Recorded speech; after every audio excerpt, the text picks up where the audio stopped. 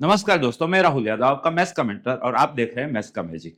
आज के इस सेशन के अंदर हम वन शॉट 50 एमसीक्यू जो आपके स्टैंडर्ड 12th के चैप्टर नंबर 10, 11, 12 और 13 से पूछे गए उसकी स्टडी करने वाले हैं। मतलब कहीं ना कहीं ये 4 चैप्टर में आपकी कमांड पक्का डेफिनेटली अच्छी हो जाएगी। छोटी से छोटी चीजें आप नोट डाउन कीजिएगा, समझिएगा, एडॉप्ट कीजिएगा और जब मतलब कि मौका मिले इस टाइप का क्वेश्चन अगर आपके सामने वापस रिपीट हो रहा है तो वहां पे भाई एकदम प्रो बन जाइएगा। राइट, देखो स्टार्ट करते हैं। फर्स्ट क्वेश्चन क्या कर रहा है, एनसीईआरटी का एक क्वेश्चन है कि in a triangle ABC which of the following is not true. आपको बेटा एक यहाँ पे फिगर दे के रखी है और इस फिगर के बिहाफ पे यहाँ पे 4 ऑप्शन दिए हैं और पूछे हैं कि भाई इसके अंदर से कौन सा ऑप्शन रॉन्ग है, मतलब नॉट ट्रू। राइट, तो पहले तो अगर आप फिगर को सही से समझ पा रहे हो ना, तो यहाँ पे आप चाहे 11th में फिजिक्स पढ़े हो, चाहे मैथ्स पढ़े हो, जो आप पढ़े हो, A B plus B C is equal to A C दे के रखा है। पक्की बात है ना बेटा, मतलब A B plus B C minus A C is equal to 0 vector होगा। ये एकदम सत्य कथन है। अब माइनस ए सी को आप प्लस सी ए लिख सकते हो, प्लस बीसी को आप माइनस बीसी लिख सकते हो। ये सारे मतलब के आप टोटके जो बोलते हैं वो आप यहाँ पे अप्लाई कर सकते हो। राइट, अगर ये चीज आपको समझ में आई है तो देखो फर्स्ट ऑप्शन बोल रहा है A B plus B C plus C है, A B plus B C plus C है, ये तो सत्य बात है। वैसे यहाँ पे देखो A B plus B C minus A C, वो तो सनातन सत्य था। राइट, यहाँ पे देखिए A B plus B C minus C है, माइनस सी नहीं आता है, माइनस ए सी आता है, तो यहाँ पे फॉल्स स्टेटमेंट कौन सा है बेटा? Option C. जैसे कि ये देखो ये बीसी को माइनस सी भी बोले, बाकी एज इट इज रहा, तो फोर्थ ऑप्शन भी करेक्ट है। तो मतलब फॉल्स ऑप्शन कौन सा था बेटा? यहाँ पे ऑप्शन सी। और इसी के साथ इस सेशन का फर्स्ट एमसीक्यू आपने सोल्व कर लिया है। होप सो कि आपको पूरा समझ में आया होगा। राइट, सेकंड एमसीक्यू देखते हैं। देखो यहाँ पे बोला है कि A is a non zero vector of magnitude A, it means mod A is equal to A, ऐसी कोई बात बोली है। ठीक है, और बोला है कि सर ये वाला एक वेक्टर है ना लैम्बडा ए, राइट, ये यूनिट वेक्टर है। यूनिट वेक्टर का क्या मतलब हो गया भाई? इसका मैग्नीट्यूड कितना होता होगा? 1। अब मॉड्यूलस तो पानी की तरह होता है, पानी रे पानी तेरा रंग कैसा, जिसमें मिला तो लगे उस जैसा, मतलब कि ये हो गया mod lambda into mod A, right, is equal to 1। But mod A को तो क्या बोलने का था? A, right, so mod lambda into A is equal to 1। तो अगर आप ए को सब्जेक्ट बना रहे हो तो आपको क्या मिल रहा है? 1 over mod lambda. A is equal to 1 over mod lambda. Right, third MCQ आगे बढ़ रहे हैं। देखो यहाँ पे let the vector A and B B such that, आपको मोड ए डिफाइन है, मोड बी डिफाइंड है और बोला है कि A cross B is a unit vector. Question में देखो मैथ्स इतना अच्छा सब्जेक्ट है ना कि क्वेश्चन में आंसर छुपा होता है, बस आपको उस एंगल से सोचना आना चाहिए। राइट, यहां पे जैसे ही आप देख रहे हो तो आपको बोला है कि सर ये जो ए क्रॉस बी है ना, ये यूनिट वेक्टर है, मतलब कि modulus of A cross B is equal to what? 1। अब modulus of A cross B होता क्या है? तो फिजिक्स सब्जेक्ट में भी आप जानते हो कि sir mod A mod B sine theta, right, is equal to 1। अब मोड ए आपके पास 3 था, मोड बी आपके पास √2/3 है, sine theta is equal to 1। तो 3 से 3 कैंसल आउट हो गया। सो साइन थीटा को अगर आप सब्जेक्ट बना रहे हो तो आपको कितना दिख रहा है? 1 ओवर √2। अब ये तो बच्चे बच्चे को मालूम है ना कि साइन थीटा 1 ओवर √2 कब होता है? 45 के लिए, मतलब कि थीटा कितना होगा बेटा? π/4। तो π/4 कहां पे देके रखा है? ये रहा। अगला क्वेश्चन क्या आगे? Area of rectangle having vertices A B C D with position vector. अब समझो कि एक रेक्टेंगल, यहाँ पे क्वेश्चन में बोल दिया गया रेक्टेंगल है, उसके जो वर्टाइसिस है उसके पोजीशन वेक्टर आपको दे के रखे हैं। जस्ट लाइक ए जो है वो है -1, half and 4, right. Similarly B देखो, बी क्या है आपका? 1, हाफ, 4। सी क्या है आपका? सी है 1 माइनस हाफ, 4। एंड डी क्या देकर रखा है? डी को पहचानिए, तो डी है आपका -1 माइनस हाफ, 4। अब ये है रेक्टेंगल। रेक्टेंगल होता तो क्वाड्रिलेटरल है, और वेक्टर के लैंग्वेज में क्वाड्रिलेटरल का एरिया कैसे खोजा जाता है? 2 वे से अपने खोज सकते हैं। पहला वे कौन सा होता है? एडजेसेंट साइड का क्रॉस प्रोडक्ट का मोड। क्या होता है बेटा? एडजेसेंट साइड का क्रॉस प्रोडक्ट का मोड। और दूसरा वे होता है डायगोनल के क्रॉस प्रोडक्ट का मोड का आधा। अलाइटर मेथड, अगर आप जानते हो कि ये रेक्टेंगल है तो जो हम बचपन से सीख के आए थे कि रेक्टेंगल का एरिया क्या होता है? लेंथ इनटू विड्थ, वहां से भी आप समझ सकते हो। देखो डिस्टेंस फॉर्मूला तो सबको आती है ना। आप ये लेंथ मतलब क्या? Distance between 2 points A and B आप खोजो। 1 minus -1 2, half half cancel, 4 cancel, तो ये डिस्टेंस आपका 2 है। आप अपने हिसाब से डिस्टेंस फॉर्मूला लगा लीजिए। राइट, सिमिलरली ये विड्थ भी आप डिस्टेंस फॉर्मूला से खोज सकते हो। 1 1 cancel out, half minus minus half 1 हुआ, 4 कैंसल आउट, तो ये डिस्टेंस कितना है? 1। और रेक्टेंगल का एरिया क्या होता है? Length into width. तो यहां से आप directly without using any cross product you can give answer option C 2। Right. Next question की ओर आगे बढ़े। अगला क्वेश्चन देखो, if theta is the angle between the vector A and B, दो वेक्टर ए और बी के बीच का एंगल थीटा देके रखा है, बोला है कि सर ए डॉट बी ग्रेटर देन और इक्वल टू 0। इसमें वेराइटी आ सकती है, राइट। तो यहाँ पे इन इक्वेशन पे खास फोकस कीजिएगा। अब फिजिक्स सब्जेक्ट देखो, मैथ्स में फिजिक्स आ रहा है, राइट। ए डॉट बी होता क्या है तो हम लोग जानते हैं sir, mod A mod B cos angle between A B greater than equal to 0। अब मॉड्यूलस ऑलवेज पॉजिटिव क्वांटिटी होती है, so this is positive and overall positive, it means cos theta greater than equal to 0 होना चाहिए। Got it. अब cos theta 0 कब होता है? Pi by 2 पे, तो पाई बाई 2 पे इक्वल टू लगा होना चाहिए। पॉजिटिव कहां पे होता है? फर्स्ट क्वाड्रेंट में, मतलब कि 0 से पाई बाई 2 वैलिड है, पाई बाई 2 पे क्लोज होना जरूरी है, क्योंकि यहाँ पे इक्वल टू लगा के दिए। क्वेश्चन में अगर इक्वल टू लगा के नहीं देगा तो पाई बाई 2 ओपन लेके चलना है, लगा के देगा तो पाई बाई 2 क्लोज लेके चलना है। होप सो कि आपको पूरा समझ में आ रहा है। यहाँ पे देखो पाई बाई 2 क्लोज एक ही ऑप्शन में देके रखा है, राइट। अगले क्वेश्चन की ओर आगे बढ़े। Next question, let and be 2 unit vector, it means mod A is equal to mod b is equal to 1, right? And theta is the angle between them, and theta क्या है तो वही दो वेक्टर के बीच का एंगल है। Clear. Then a plus b is a unit vector। कब होगा? a plus b unit vector बनाना है, मतलब कि mod of a plus b क्या होना चाहिए? 1। अब जानते हो कि जब भी नहीं जानते हो जान लो, मॉड्यूलस आए तो स्क्वायर कर देने का। क्या बेटा? मॉड्यूलस आए तो स्क्वायर कर देने का। तो यहाँ पे दोनों साइड आप स्क्वायर लगाओगे तो आपको इसका स्क्वायर का एक्सपेंशन जरूर से आना चाहिए। Mod A square plus mod B square plus 2 time mod A mod B cos theta. 1 का स्क्वायर कितना होता है बेटा? 1।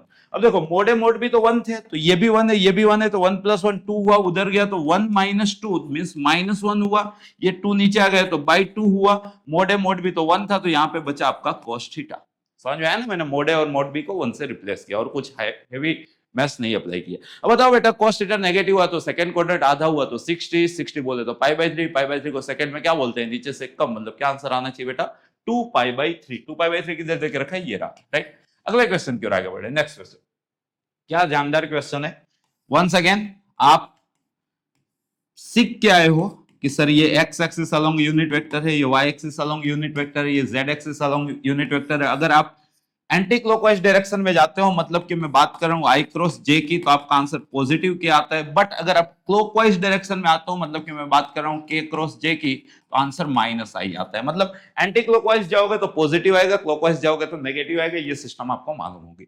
अब यहाँ पे देखो j क्रॉस के, तो भाई आप यहाँ पे एंटी क्लॉकवाइज गए तो पॉजिटिव आएगा, सो दिस इज i, और यहाँ पे तो i चल ही रहा था, प्लस j।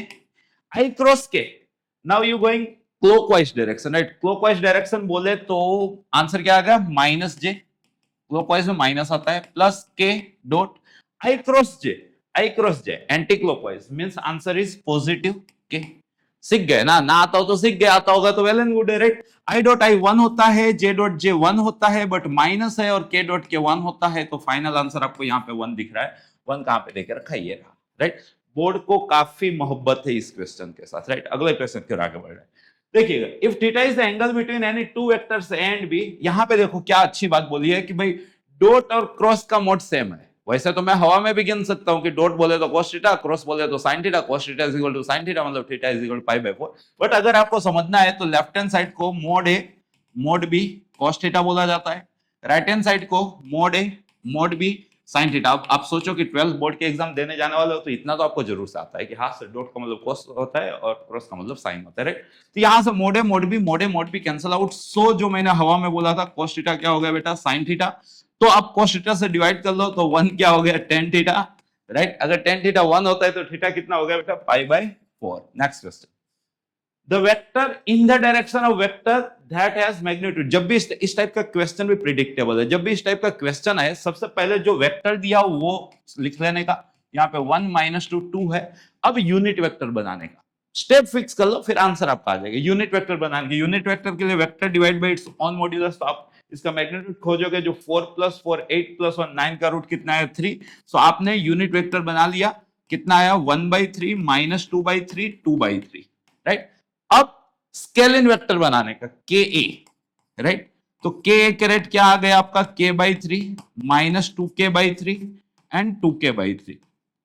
अब देखने का इन द डायरेक्शन हो तो साइन नहीं बदलने की, ऑपोजिट डायरेक्शन हो तो साइन बदल देने की, और जितना मैग्नीट्यूड होता है वो के होता है। तो इस क्वेश्चन के अंदर मैग्नीट्यूड 9 है और यहाँ पे इन द डायरेक्शन है, मतलब कि के बदले जस्ट 9 सब्स्टिट्यूट कर दो, के बदले 9 सब्स्टिट्यूट करेंगे, 9/3 बोले तो 3, पहला ऑप्शन 3 होना चाहिए। यहाँ पे 9/3 बोले तो 3, 9/3 बोले तो 3, तो 3 कॉमन ले लेंगे।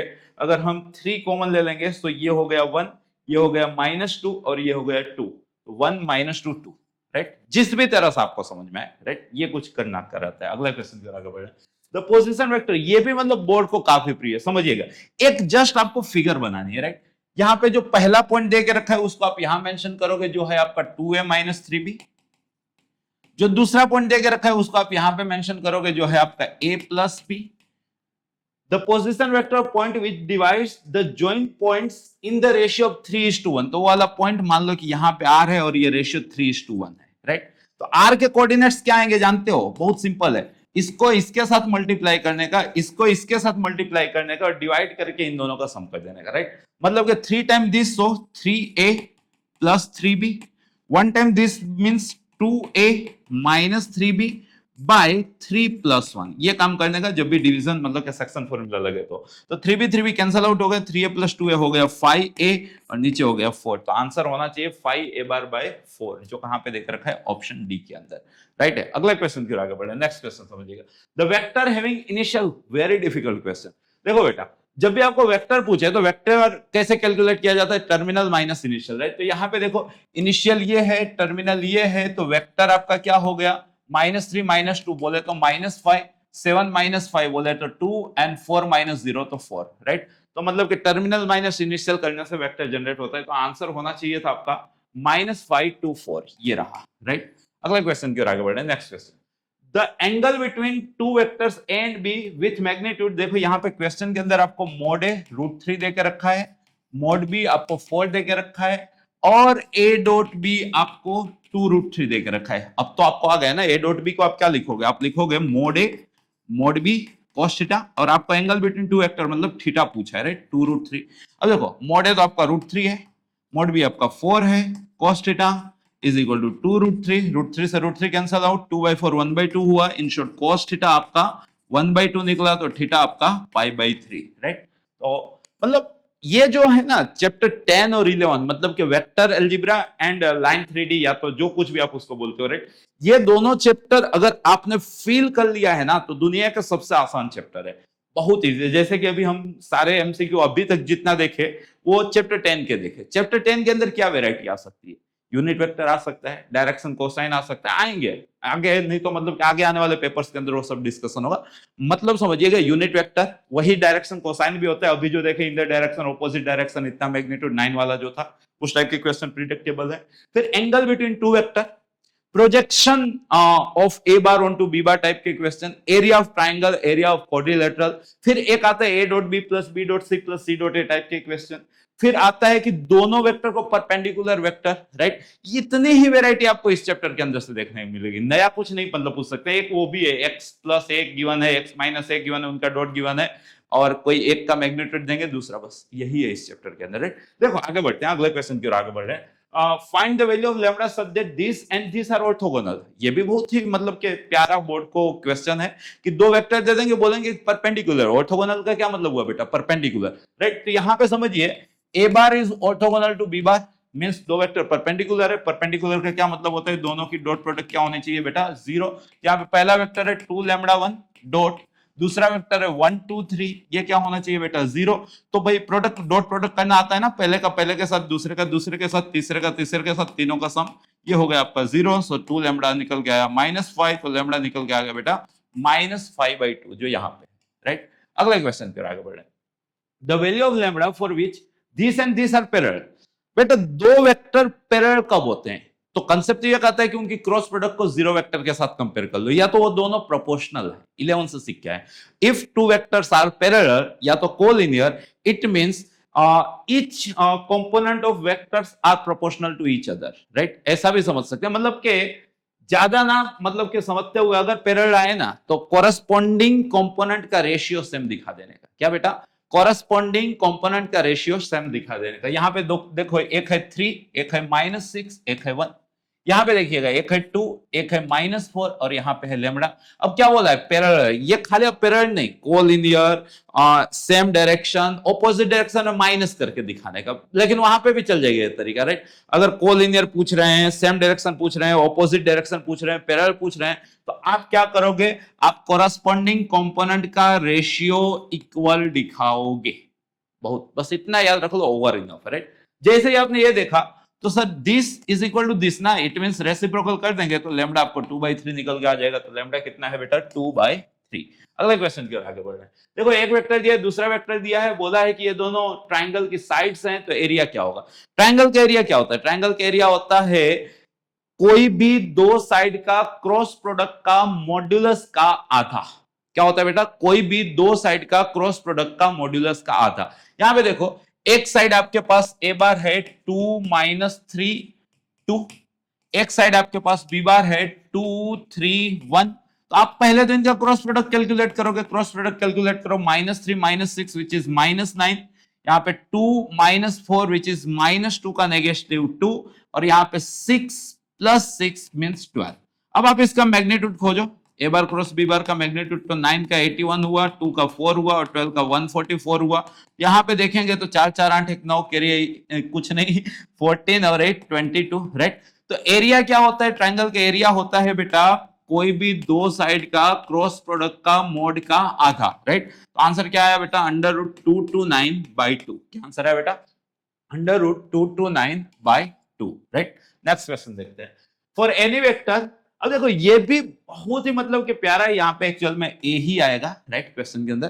तो ये आपको वैसे तो प्रिपेयर भी हो जाना चाहिए, राइट। क्यों, क्योंकि एनसीईआरटी एग्जाम्पलर का है तो इंपॉर्टेंट तो है ही। जब भी आपको बेटा ऐसा दे दे, राइट, तो ये होता है 2 टाइम mod a का स्क्वायर। क्यों होता है, तो देखो ये mod a mod i sin x के साथ एंगल को अल्फा बोलोगे, y के साथ एंगल को बीटा बोलोगे, z के साथ एंगल को गामा बोलोगे। मतलब समझ लो, मैं आपको पूरा प्रूफ है, क्योंकि पहली बार हम कर रहे हैं ना, तो पूरा समझते हैं, फिर आगे फिर मैं फास्ट बोल लूंगा कि ऐसा होगा। क्लियर है, समझिएगा। मान लो कि a बार ने x के साथ जो एंगल बनाया है ना, उसको आप अल्फा रीड करो, y के साथ जो एंगल बनाया है ना, राइट, उसको आप बीटा रीड करो, y का unit vector j correct, right, उसको आप बीटा रीड करो, और z के साथ जो एंगल बनाया है ना, उसको आप गामा रीड करो। मतलब कोई एक वेक्टर है जिसने कोरस्पॉन्डिंग x y z के साथ alpha beta gamma angle create किया है, राइट। अब हमें यह भी मालूम है कि a क्रॉस i का मैग्नीट्यूड क्या होता है, तो ये होता है mod a mod i, और i के साथ एंगल मतलब साइन अल्फा, क्रॉस मतलब साइन, राइट। वैसे ही a क्रॉस j क्या समझोगे, mod a mod j sign beta, और वैसे ही a क्रॉस के क्या समझोगे, mod a mod के साइन गेमा, क्योंकि x के साथ अल्फा, y के साथ बीटा, z के साथ गामा क्रिएट किया है। अब हम ये भी जानते हैं कि अगर ये सिनेरियो है तो कुछ आए ना आए, cos square alpha plus cos square beta plus cos square gamma is equal to कितना होता है, 1। Definition of direction cosine clear है। अब इसी को cos स्क्वायर को आप 1 - sin square 1 - sin square 1 - sin square लिखो तो 1 1 1 3 हुआ, वो 1 इधर आया तो 2 आया। तो इसी के बिहाफ पे आप रीड कर सकते हो कि sir sin square alpha plus sin square beta plus sin square gamma कितना हो गया बेटा, 2। क्लियर। अब सोचिएगा ये जो दे के रखा है उसके अंदर mod i mod j और mod k तो यूनिट वेक्टर है, तो ये तीनों क्या हो गए 1। तो इसको mod a sin अल्फा उसका square, mod a sin beta का square, mod a sin gamma का स्क्वायर, तो mod a का स्क्वायर कॉमन, तो यहां पे क्या बचेगा बेटा, sine square alpha plus sine square beta plus sine square gamma, right. और यही तो अभी देखे कि ये कितना होता है 2, इसीलिए ये कितना होता है 2a स्क्वायर। एक बार गुचकेट के अंदर mod a दे के रखे थे और ये क्वेश्चन आया था, राइट। तो पूरी दुनिया को याद हो जाना चाहिए कि a क्रॉस i का square plus a cross j का square plus a cross k का स्क्वायर क्या होता है, वो होता है 2 टाइम s स्क्वायर, राइट। जहां पे a क्या है, modulus of vector a, right. यहाँ पे आपका आंसर होना चाहिए था बेटा 2 time s square, right. Next question, mod a given है, mod b गिवन है, a डॉट b गिवन है। देखो ये भी बहुत ही मतलब इसके बिना भी पेपर आधा अधूरा लगेगा। डॉट का स्क्वायर प्लस क्रॉस का square is equal to square का प्रोडक्ट, राइट। लाग्रांज आइडेंटिटी बोलते हैं। कैसे आया, तो ये mod a mod b cos theta, mod a mod b sin theta, square की कंपैरिजन में तो mod a square mod b square common, तो cos square theta plus sin square theta कितना है 1, इसलिए mod a square mod b square. अगर आप ये जानते हो, इसको लैग्रेंज आइडेंटिटी बोलते हैं। अगर आप ये जानते हो तो जस्ट खाली वैल्यू सब्स्टिट्यूट करो। a डॉट b 12 है, सो उसका स्क्वायर 144। बेटा ये तो आपको पूछा है, तो ये आपका सब्जेक्ट रहेगा। mod a 10 है तो 10 का स्क्वायर 100, mod b 2 है तो 2 का स्क्वायर 4, तो 100 इंटू 4 कितना हो गया बेटा 400। सो यहां से आप a क्रॉस b का स्क्वायर को सब्जेक्ट बनाओगे तो 400 में से 100 गया 300, 40 गया 260, 4 और गया तो 256, तो स्क्वायर रूट ले लोगे तो 16 आपका आंसर आएगा। 256 इज 16 स्क्वायर, राइट। अगला क्वेश्चन क्यों आगे बढ़ा है? ए बी एंड सी, देखो हाँ बोला ना कि मतलब ये फेमस ही है भाई, ऐसे ही पूछते हैं बोर्ड को, ये काफी प्रिय चीजें हैं। सबसे पहले जब भी इस टाइप का क्वेश्चन आए ना, तो चाहो तो आप एक ट्रिक भी अप्लाई कर सकते हो, तीनों के मॉड्यूलस का स्क्वायर का सम का आधा का नेगेटिव। इस टाइप के क्वेश्चन में आंसर फिक्स है, तीनों के मॉड्यूलस के स्क्वायर का सम का आधा का नेगेटिव। जैसे कि यहां पे समझिएगा, आपको बोला है कि यूनिट वेक्टर है, तीनों के मॉड्यूलस का स्क्वायर 1 1 1, उसका सम 3, उसका हाफ 3/2, उसका नेगेटिव -3/2। तो डायरेक्टली आप चाहो तो आंसर -3/2 लिख सकते हो। क्यों ऐसा होता है? तो देखो आपको गिवन क्या है, अगर किसी को कंसेप्ट समझना है या तो 2 मार्क्स में भी आ सकता है। आप यहां पे लिखोगे taking modulus square both side. क्या लिखोगे बेटा? Taking modulus square both side. तो जैसे ही आप दोनों ओर मॉड्यूलस का स्क्वायर लगाओगे, राइट, तो कुछ पिक्चर ऐसे दिखेगी। अब आपको इसका एक्सपांशन आना चाहिए, मेरे को तो आता है। क्या होता है सर? पहले का स्क्वायर प्लस दूसरे का स्क्वायर प्लस तीसरे का स्क्वायर प्लस 2 टाइम पहला डॉट दूसरा प्लस दूसरा डॉट तीसरा प्लस तीसरा डॉट पहला इज इक्वल टू 0 का मॉड्यूलस का स्क्वायर कितना हो गया 0। तो बेटा अगर आप इतने को सब्जेक्ट बनाना चाह रहे हो, मतलब कि a dot b plus b dot c plus c dot a, तो कितना आया? तो ये तीनों उधर गए तो minus of mod a square plus mod b square plus mod c square by 2, ये 2 से डिवाइड हो गया, राइट। तो वही तो मैंने बोला, तीनों के मॉड्यूलस का स्क्वायर का आधा का negative, right. Answer is -3/2। Next question, projection. ये भी आएगा बेटा, ये भी आपको मतलब मालूम ही होना चाहिए कि projection of a bar onto b बार क्या होता है। तो न्यूमरेटर में दोनों की डॉट प्रोडक्ट, मतलब कि a बार डॉट b बार, और डिनोमिनेटर में नीचे वाले का मैग्नीट्यूड, राइट। अगर वेक्टर पूछ ले तो इसकी डायरेक्शन b बार अलग होती है, तो यहाँ b कैरेट आएगा, राइट। लेकिन अगर ऐसा कुछ नहीं दिया है तो ये एनसीईआरटी की बात बोला हूं, projection of c bar onto d bar क्या होगा? c dot d by mod d, मतलब न्यूमरेटर में डॉट प्रोडक्ट और डिनोमिनेटर में जिसके अलोंग पूछा है वो उसका मैग्नीट्यूड है। तो यहाँ पे देखो, projection of vector a bar on b बार, तो डिनोमिनेटर में mod b बार आना चाहिए, न्यूमरेटर में a डॉट b आना चाहिए, ये रहा,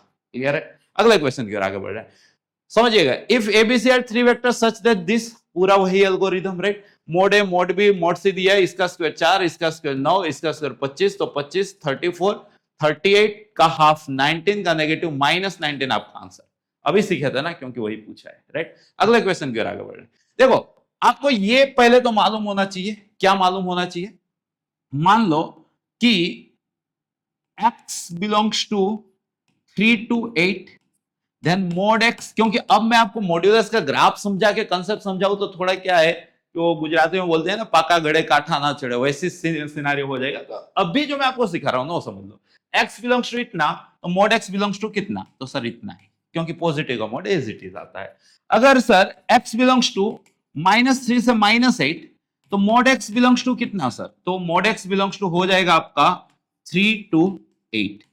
अगर दोनों नेगेटिव, यहाँ पे technically smaller number left hand side -8 to -3, then x belongs to 3 to 8, right. But if x belongs to -3 to 7, right, then mod x belongs to 0 to 7, x belongs to -9 to 2, then mod x belongs to 0 to 9। क्या सिखाने की try करो? Positive का mod as it is, negative का mod negation okay, but negative से positive जब आए, क्योंकि मोड का ग्राफ वी टाइप का होता है, जब नेगेटिव से पॉजिटिव तक आए तो 0 से चालू होके इन दोनों में से जिसका मोड बढ़ाएगा वहां तक, जैसे कि इन दोनों में से 7 का मोड बढ़ा है तो 7 तक, इन दोनों में से -9 का मोड बढ़ा है तो 9 तक।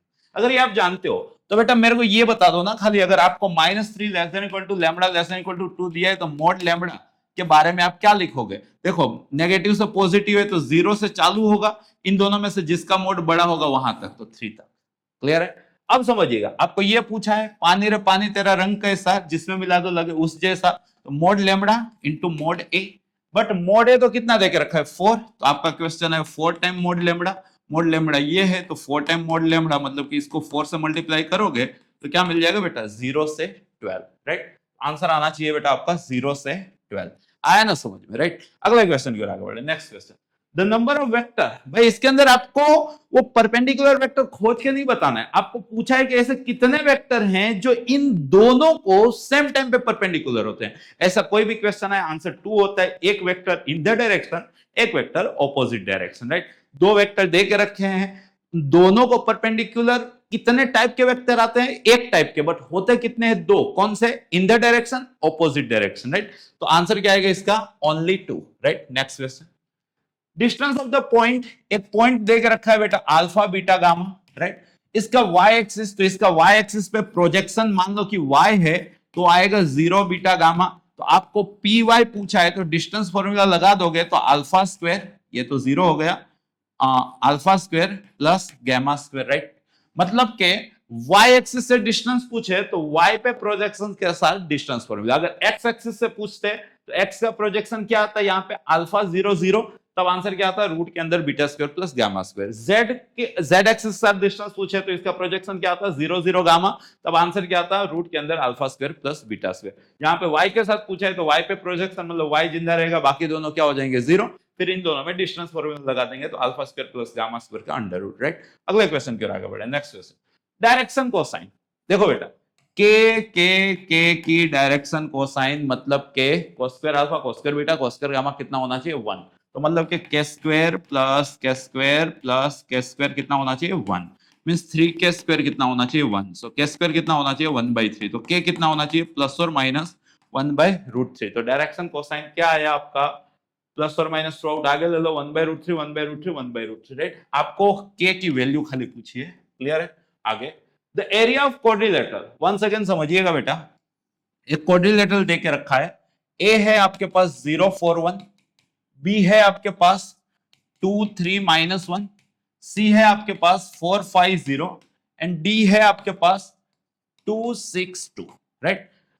तीन मतलब के वेज आपको मैंने पहले भी शायद से इसी टाइप के क्वेश्चन से आज के सेशन की शुरुआत आई थी। मतलब कि कोई भी दो एडजेसेंट साइड का क्रॉस का मोड ओवर इनफ, या तो दो डायगोनल का क्रॉस का मोड का आधा, या तो फिर रेक्टेंगल टाइप का दिख जाए तो दिस इनटू दिस। उसके अंदर रेक्टेंगल क्लैरिफाई था, ये भी मैं जानता हूं कि रेक्टेंगल है, कोई नई बात नहीं है। मैं तो देखो कितने क्वेश्चन करके आया हूं, तो मतलब कि डायरेक्टली मालूम होता है कि इसका आंसर ये आएगा, उसमें कोई नई बात नहीं है। बट आपको यूनिकनेस लगे इसलिए मैं सारे क्वेश्चन सोल्व करता हूं, क्लियर है।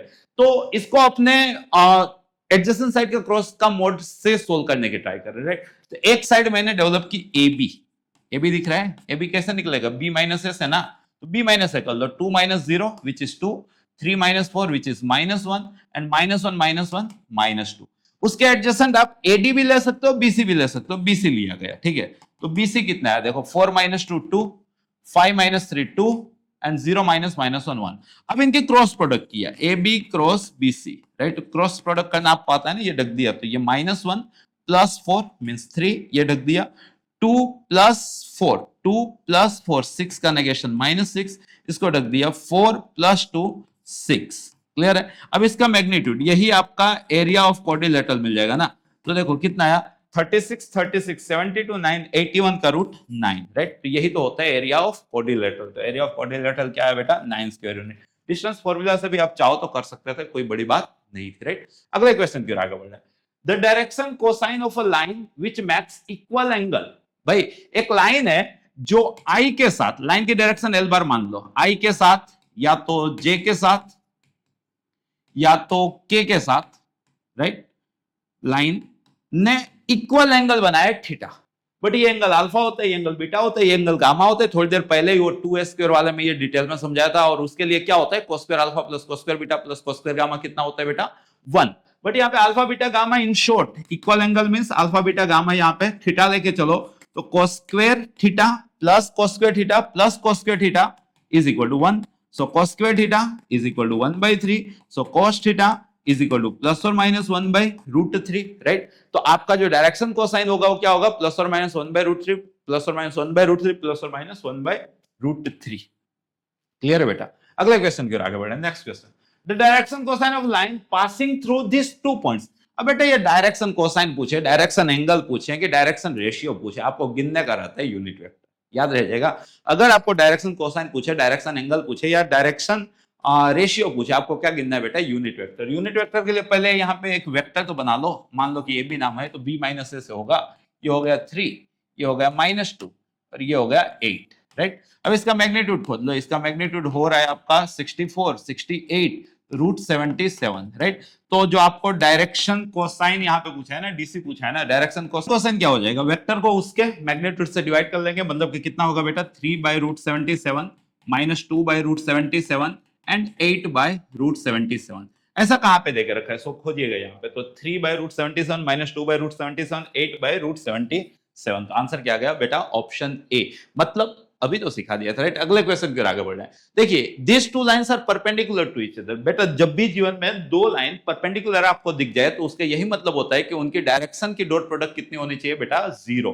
पहली लाइन से उसकी डायरेक्शन खोजो। डायरेक्शन खोजने में खास ये केयर जरूर से रखिएगा कि एक्स वाई जेड के कोएफिशिएंट 1 होने चाहिए। यहाँ पे 2 देके रखा है तो इसकी डायरेक्शन k/2, यहाँ 1 देके रखा है सो -5, यहाँ 1 देके रखा है सो 1। वैसे दूसरी लाइन की डायरेक्शन खोजते हैं। यहाँ पे तीनों में एक्स वाई जेड के कोएफिशिएंट 1 देके रखे हैं तो जो डिनोमिनेटर है वही उसकी डायरेक्शन है। अब बोला है कि भाई ये दोनों लाइन परपेंडिकुलर है। परपेंडिकुलर का क्या मतलब हुआ बेटा? दोनों की डॉट प्रोडक्ट डायरेक्शन की क्या आनी चाहिए? 0। तो डॉट प्रोडक्ट कर लो बेटा। ये k/2 आया, ये -10 + 3 सो -7 इज इक्वल टू 0। तो के आपका जनरेट हो गया 14, 7 2 जा 14, राइट। अगले क्वेश्चन। ये सारे क्वेश्चन बोर्ड को काफी प्रिय है बेटा। ये वाला क्वेश्चन समझिए। The equation of line parallel to y axis. आपकी जो लाइन चाहिए ना, जो लाइन का इक्वेशन चाहिए ना बेटा, वो कैसी लाइन है? y को पैरेलल है। y की डायरेक्शन क्या होती है? 0 1 0। तो लाइन की डायरेक्शन क्या होगी? 0 1 0। मतलब के आपके आंसर का डिनोमिनेटर सजा होना चाहिए 0 1 0 से। 0 1 0 नहीं है, 0 1 0 नहीं है, ये दो जगह है।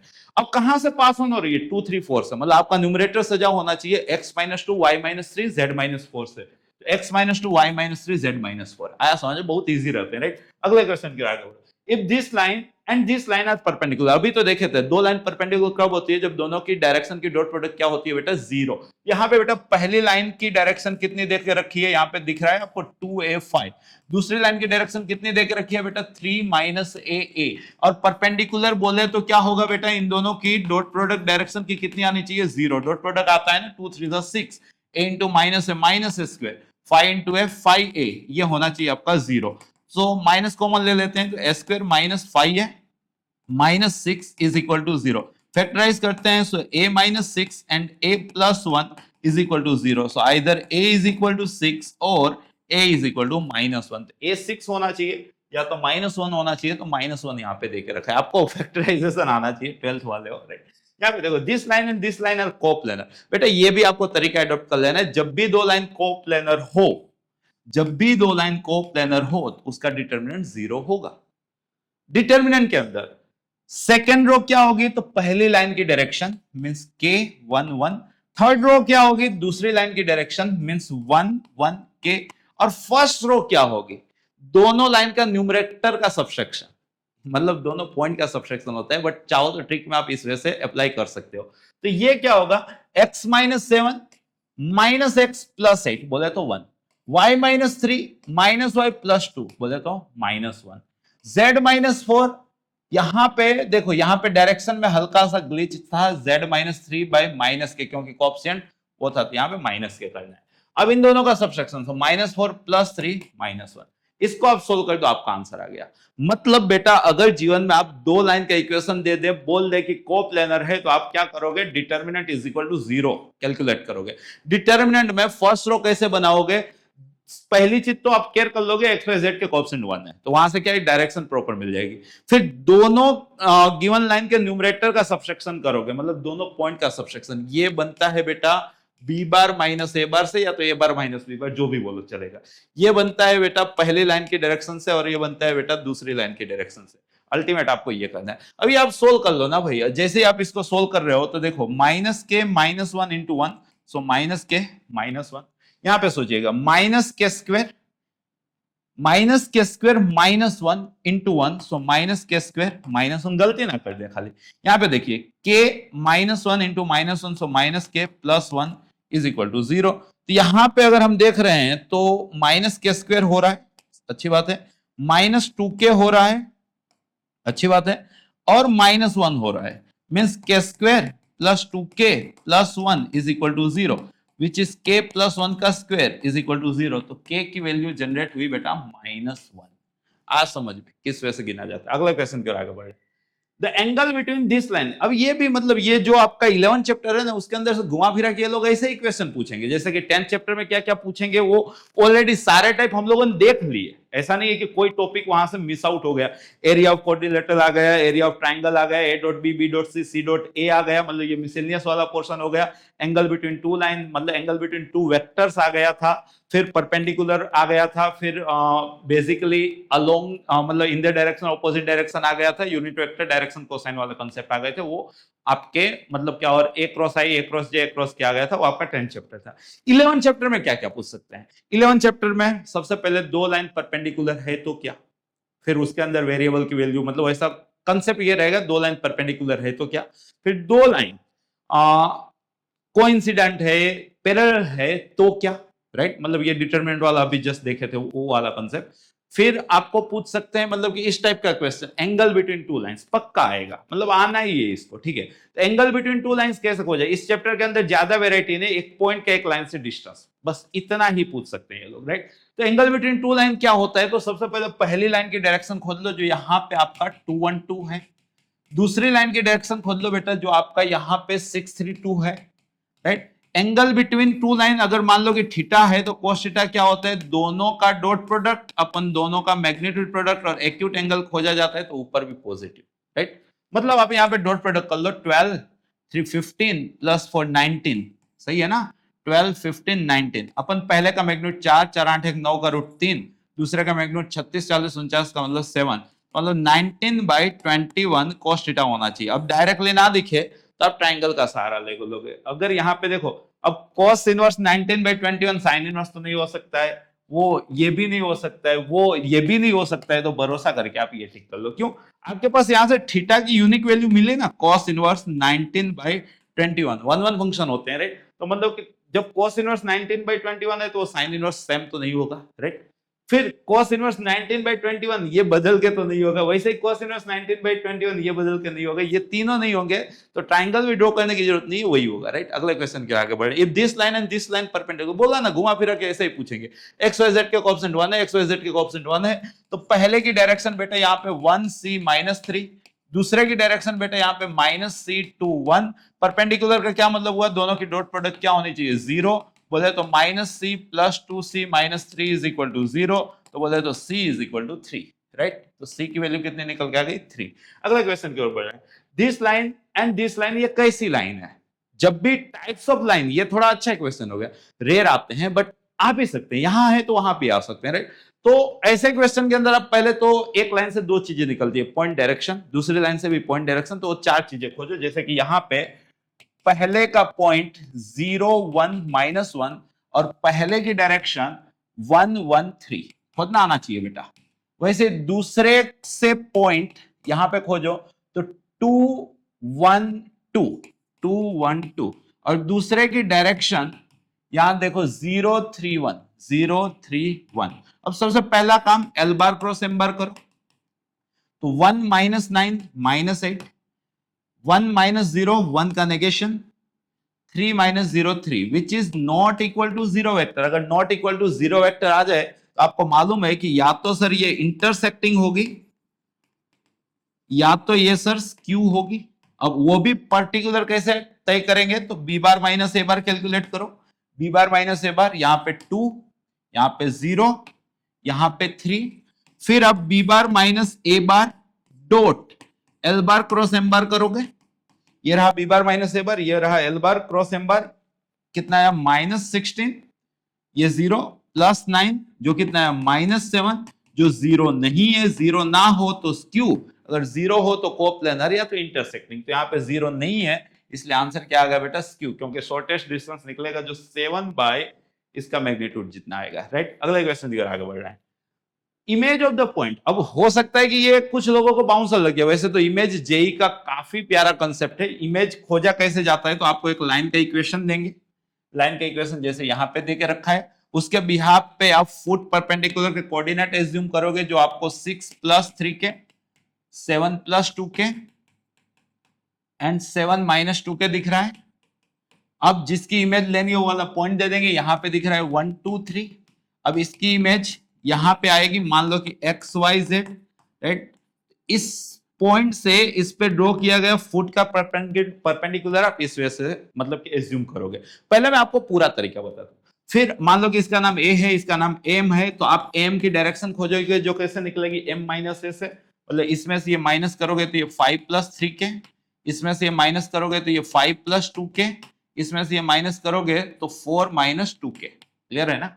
अब आपको दिख रहा है कि ये डायरेक्शन और ये डायरेक्शन परपेंडिकुलर है। इसकी डायरेक्शन क्या है, तो इसकी डायरेक्शन यहाँ पे दिख रही है 3 2 माइनस 2।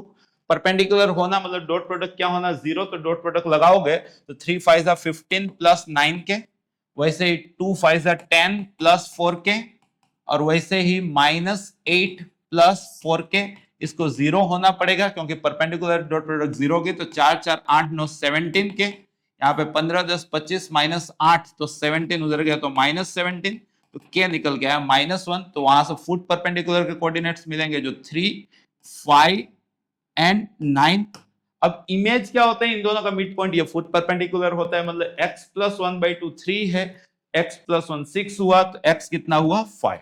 वैसे y प्लस 2/2 5 है, तो y प्लस 2 10 है, तो y कितना आया 8। और वैसे ही z प्लस 3/2 9 है, तो z प्लस 3 18 है, तो z कितना है 15। तो इमेज आ गई बेटा आपका 5 8 15। अब बोला है कि ना सर वो तो 5 8 a है, 5 8 a है, तो a कितना निकल के आ गया 15। ये था एक जेई वाले स्टूडेंट का नजरिया जो इस वजह से सोल्व करेगा। मैंने जानबूझ के आपको कराया क्योंकि हो सकता है कि आप जेई देने जाओ तो मुझे मालूम है पक्का दिखता है मतलब क्वेश्चन, राइट। अगर मान लो कि आप खाली बोर्ड गुचगेट के एस्पिरेंट्स हो तो आपको क्या इतना लोड लेना है, हरगिज नहीं। आपको बस इतना मालूम होना चाहिए सर इसकी इस लाइन के प्रति इमेज ये है। यहां पे बोला है ना कि उसकी इमेज 5 8 a है, 5 8 a है, राइट। तो मतलब इन दोनों का मिड पॉइंट इस लाइन पे लाई करेगा। मिड पॉइंट खोद लो, 5 प्लस 1 6 का हाफ 3, 8 प्लस 2 10 का हाफ 5, a प्लस 3/2 वो इस लाइन पे लाई करेगा।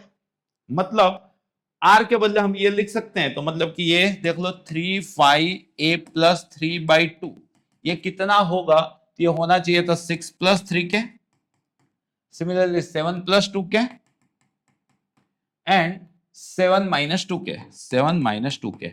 अब आप इन दोनों को कंपेयर कर लो तो 3k इज इक्वल टू -3, तो k -1। अब इन दोनों को कंपेयर कर लो तो 9 2 18 -3 15, डायरेक्टली 15। ये भी एक स्मार्ट तरीका है बोर्ड गुचगेट के लिए और ये मैंने स्टैंडर्ड अप्रोच बताया। अब देखो चैप्टर बदलता है। इस चैप्टर के अंदर मतलब ओल्ड टेक्स्ट बुक जो आती थी जीएससीबी की उसके अंदर जितने भी एमसीक्यू थे वो सारे कर लो, और बाकी मेरे सारे सेशन देखोगे तो भी आपके जो आने वाले एज इट इज वैल्यू के साथ रिपीट करवा दूंगा। The feasible solution of LPP B minimum Z, भाई ये कम से कम कहां पे होगा, देखो 0 0 पे कितना हुआ, खाली देख लो 0 0 पे 0 हुआ। करने का क्या, x के बदले 0 y के बदले 0 रखने का। फिर 0 8 पे कितना हुआ, 0 8 पे देख लो ये 0 हुआ, ये -32 हुआ। 5 0 पे कितना हुआ 15 हुआ। 4 10 पे कितना हुआ 12 -14 तो -28 हुआ। तो भाई मिनिमम पूछा है ना, मिनिमम कहां पे हुआ -32। बस चेक कर लेना का 0 8 यहां पे है क्या, 0 8 है, मतलब कॉर्नर पॉइंट्स होना चाहिए। अगले क्वेश्चन के आगे बढ़ रहा है। देखो corner points of the feasible reason LPP इतने दे के रखे हैं, ये है मिनिमम वैल्यू। चलो पहले पॉइंट पे मिनिमम वैल्यू बताओ। 4x प्लस 6y की इस पे मिनिमम वैल्यू कितनी आई, मतलब वैल्यू कितनी आई 12, इस पे कितनी आई 12, इस पे कितनी आई 24, इस पे कितनी आई, तो यहाँ पे 24 और 72 मतलब, और इस पे कितनी आई 30। तो मिनिमम देखो बेटा दो जगह निकल के आ रहा है। आपको मालूम है कि दुनिया में कोई चीज एक ही बार होती है, अगर कोई चीज आपके साथ एक से ज्यादा बार होए ना तो मतलब बार बार होती है। तो यहाँ पे मिनिमम वैल्यू ये 2 पॉइंट पे आया, मतलब मिनिमम वैल्यू खाली ये 2 पॉइंट पे नहीं होगा, इन दोनों पॉइंट को ज्वाइनिंग जो लाइन सेगमेंट होगा ना उसके सारे पॉइंट्स पे होगा, राइट। तो वैसा कहां पे देकर रखा है, any point on the line segment joining this 2 points. Clear है, राइट। अगले क्वेश्चन की आगे बढ़ना है। देखो ये भी बोर्ड को काफी प्यारा मतलब कि टेक्निक है। आपको लास्ट 2 पॉइंट देखने के, जेड देखने का बोला है कि मैक्सिमम इन दोनों पे अकर हो रहा है, मतलब कि z की इसकी पे वैल्यू, z की इस पे वैल्यू सेम हो गई, क्योंकि मैक्सिमम तो सेम एक ही होता है ना, वो यहां पे भी हो रहा है यहां पे भी हो रहा है, मतलब इसके लिए z और इसके लिए z इक्वल है। कंसेप्ट ये है, अगर इसके लिए z इक्वल है तो मतलब कि 3p plus 0q is equal to, इसके लिए z कितना दिख रहा है आपको, p प्लस q, राइट। तो मतलब के p इधर आ गया तो 2p is equal to q, so p is equal to q by 2, p is equal to q by 2, right. अगला क्वेश्चन की ओर आगे बढ़े। The corner point of the feasible region by LPP, यहां पे देखो आपको कंडीशन दे के रखी है, राइट, उसके कॉर्नर पॉइंट दे के रखे हैं। वंस अगेन बोला कि condition of P and Q so that maximum of Z इन दोनों पॉइंट पे, मतलब सेम प्रीवियस वाला कंसेप्ट आ गया। Z ये रहा, इसके लिए कितना दे रहा है भाई 3P प्लस 4Q, इसके लिए कितना दे रहा है 5Q, तो मतलब 3P is equal to Q, 5Q minus 4Q तो Q, तो 3P is equal to Q ये रहा, राइट। अगला क्वेश्चन की ओर आगे बढ़े। Optimal value of objective function क्या होता है, तो optimal value of objective function होता है given by intersection each vertex of the optimal value of the objective function is attained। Optimal value कहां पे होता है, कॉर्नर पॉइंट पे होता है। कहां पे होता है बेटा, कॉर्नर पॉइंट पे होता है। तो each vertex of feasible region given by intersection of inequality with x axis only, given by intersection of inequality with the axis only, each vertex of the optimal value of objective function is attained at the point। तो देखने जाए तो corner point होता है, तो each vertex of feasible region पे हो सकता है, each vertex of feasible region पे हो सकता है। थोड़ा सा दुविधा वाला था बट है, मतलब जिस तरह से ऑप्शन दिए हैं उस तरह से हमें फिर इसी ऑप्शन के साथ आगे बढ़ना चाहिए। अगले क्वेश्चन के आगे बढ़ना है। The corner point of the feasible reason देख रखा है maximum value of objective function, मतलब जस्ट आपको सारे पॉइंट पे वैल्यू कैलकुलेट करके जो बड़ी है वो आपका आंसर, बस वो बताना है। इस टाइप के क्वेश्चन इस चैप्टर में से बनते हैं, राइट। देखो 0 0 पे बेटा 0 होगा, यहाँ पे 16 0 पे देख लो 16 2 जा 32, 16 2 जा 32 और 3 35, मतलब कि यहाँ पे 352 होगा। फिर 8 12 पे देख लो तो 8 2 जा 16, 8 2 जा 16 117 और 12 इंटू 8 96, 9 कैरी तो 12 1 जा 12 और 9 21, तो यहाँ पे 6 6 12 8 1 9, ये 392 हो रहा है यहाँ पे, राइट। 0 20 पे क्लियर कट दिख रहा है, 18 का डबल 360 हो रहा है यहाँ पे। तो आप देखो सबसे बड़ी वैल्यू कितनी दिख रही है 392, जो कहां पे दिख रखा है यहाँ पे, मतलब इस चैप्टर में ऐसा ही है।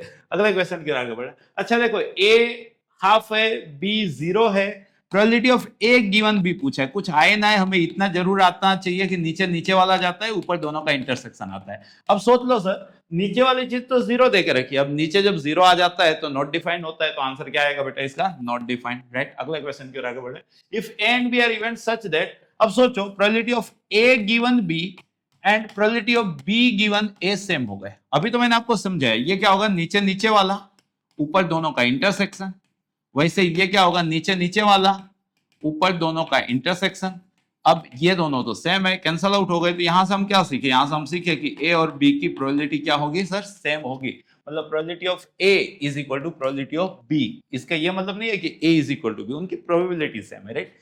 अगले क्वेश्चन के आगे बढ़े। नेक्स्ट क्वेश्चन देखो। The probability of obtaining an even prime number on each dice when a pair of dice is rolled. बेटा पहले डाइस को आप थ्रो करते हो 6 केसेस आते हैं, दूसरे डाइस को थ्रो करते हो 6 केसेस आते हैं, तो टोटल केसेस कितने आ गए बेटा यहाँ पे 36। अब क्या बोला है, even prime number on each dice, मतलब कि आपको लाना क्या है 2 2। इवन प्राइम नंबर तो खाली 2 ही होता है ना, मतलब कि फेवरेबल केस कितने हो गए बेटा 1। तो प्रोबेबिलिटी क्या होती है फेवरेबल अपन टोटल, तो आंसर क्या आएगा बेटा 1/36। ये भी आ चुका है क्वेश्चन बोर्ड के अंदर। अगला क्वेश्चन क्या आगे बढ़े। Two events A and B will independent, theoretical question आ गया भाई, दो इवेंट इंडिपेंडेंट कब होती हैं, जब उसका intersection is equal to multiplication, right. तो means A and B are mutually exclusive. यहां पे देख लो a dash b dash is equal to a dash into b dash, ये है भाई, right. Intersection is equal to multiplication, but NCERT में इस लेवल पे लिख के दिया तो आपको यही लिखना है, राइट। अगले क्वेश्चन की आगे बढ़े। Probability that a speak truth is 4/5। अब देखो इस टाइप के क्वेश्चन का आंसर क्वेश्चन में छुपा रहता है, क्वेश्चन में 4/5 है तो आंसर 4/5 ही आएगा। कैसे आएगा वो बता देता हूं। मान लो कि a speaks truth is 4/5, right. तो a स्पीक्स नॉट ट्रूथ या तो false is 1/5, right. A report that head appears. अब सोचो हेड कब हो सकती है, जब वो सही बोल रहा है तब भी हो सकती है, और जब वो गलत बोल रहा है तब हेड नहीं टेल आएगी, तो वो 1/2 होगा।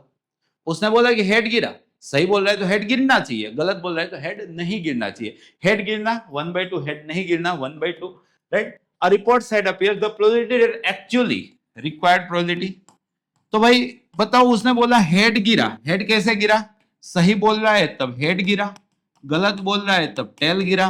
तो वो सही बोल रहा है वैसा पूछा ना, एक्चुअली देयर वाज हेड, तो मतलब के 4/5 इंटू 1/2, तो सबका 1/2 कट गया, नीचे 4/5 1/5 1 हो गया, ऊपर 4/5 बचा, तो आंसर क्या है 4/5।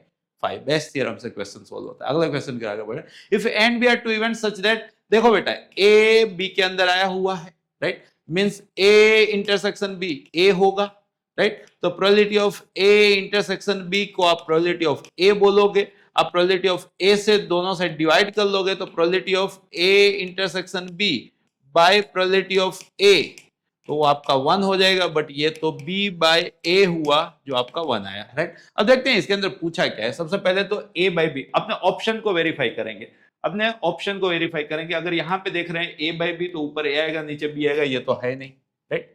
यहाँ पे सोच लो ऊपर वाले से बड़ा होता है, ऐसा कंसेप्ट है ना, तो यहाँ पे ऊपर वाले से बड़ा होता है। कैसे आया देखो, प्रोबेबिलिटी ऑफ, यहां तक आप समझिएगा, यहां तक तो आप थे।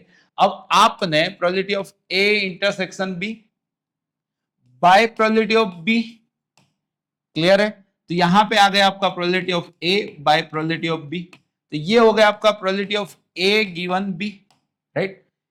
यहां पे प्रोबेबिलिटी ऑफ बी 0 से 1 के बीच में लाई करती है। अब 0 डिनोमिनेटर में तो ले नहीं सकते, किसी भी नंबर को 1 से छोटे से डिवाइड करते हैं ना, तो आंसर बड़ा हो जाता है, मतलब कि जब मैं इसको डिवाइड करूंगा तो ऐसा हो जाएगा, राइट। तो वही तो लिख के दिया है यहाँ, क्लियर है, जिस भी तरह से आपको समझ में। अगला क्वेश्चन के आगे बढ़े। इफ एंड बी आर, बाकी उस क्वेश्चन को याद करने का बेहतर तरीका क्या बताया, ऊपर वाला से बड़ा होता है, राइट। यहाँ पे देखिए A and B are two event such that A 0 नहीं है। अब यहाँ पे 1 सेकेंड जो प्रीवियस कर रहा था ना, उसको लीगली करने का यहाँ पे है। देखो यहाँ पे ऊपर दोनों का इंटरसेक्शन और नीचे वाले की प्रोबेबिलिटी इज इक्वल टू 1। अब यहाँ पे समझिएगा, तो यहाँ पे A intersection B is equal to A आ रहा है, मतलब के ए इंटरसेक्शन बी ए आ रहा है, समझिएगा, मतलब के ए जो है वो बी का सबसेट है। ए अगर बी का सबसेट होगा तो ए इंटरसेक्शन बी आएगा ना, ए जो है वो बी का सबसेट है, क्लियर है। अगले क्वेश्चन की ओर आगे बढ़े। नेक्स्ट क्वेश्चन देखिएगा, देखो ए बाई बी ए से बड़ा है तो बी बाई बी से बड़ा होगा, ऊपर वाले से बड़ा, अभी सिखाया था, डायरेक्टली वही कंसेप्ट आप अप्लाई कर सकते हो। अगर किसी को समझना है तो आपको समझा भी देता हूं कि आपको कुछ ऐसा क्वेश्चन में देके रखा है, राइट। ये क्या हो गया, ऊपर दोनों का इंटरसेक्शन, नीचे वाला ग्रेटर देन पी ऑफ ए। अब देखो ये पॉजिटिव चीज है, प्रोबेबिलिटी है, ये भी पॉजिटिव चीज है, प्रोबेबिलिटी है, पॉजिटिव इंटरचेंज कर सकते हैं विदाउट चेंजिंग इन इक्वेशन। तो ये इधर आ गया, ये इधर चला गया, तो मतलब कि probability of A intersection B by probability of A greater than probability of B.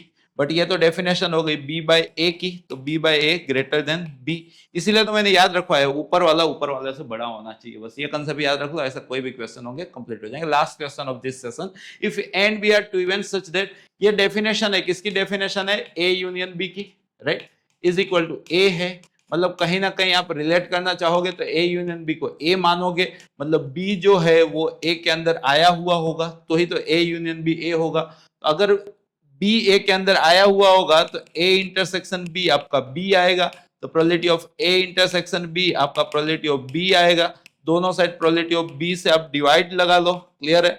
तो ये डेफिनेशन हो गई ए बाई बी की, राइट, और ये हो गया आपका 1, तो A by B is equal to 1, जिस तरह से समझ में आए, राइट। तो इसी के साथ आप लोगों ने जो आपके एनसीईआरटी के लास्ट 4 चैप्टर है उसके मोस्ट प्रोबेबल 50 मेथड या तो 50 कंसेप्ट 50 एमसीक्यू वन शॉट इस सेशन में आपने स्टडी किया। होप सो कि मतलब ये वैसे तो इजियर चैप्टर बोले जाते हैं, तो आपकी कमांड वैसे होगी ही, बट ना हुई हो तो जरूर से आप सीखे होंगे।